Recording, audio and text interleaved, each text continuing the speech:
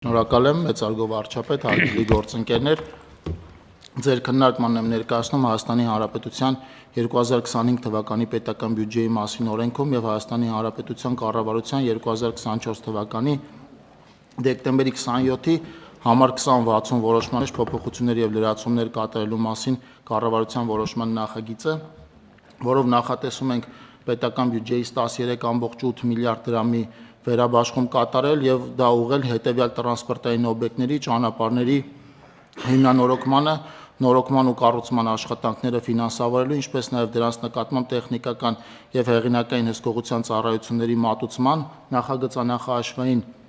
փաստաթղթերի ձեռքբերման, փորձաքննությունների ծառայությունների ձեռքբերման, ինչպես նաեւ արդեն ավարտված աշխատանքների 5%-ի վճարման եւ պատրաստ նախագծերի համար վճարմանը։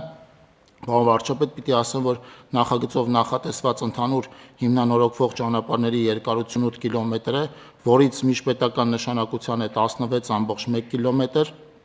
հանրապետական նշանակության 25 կիլոմետր, մարզային նշանակության 16.9 կիլոմետր, նախատեսված է հիմնանորոգել երկու կամուրջ, պիտի ասեմ նաև, որ չզեկուցվող հարցերի փաթեթով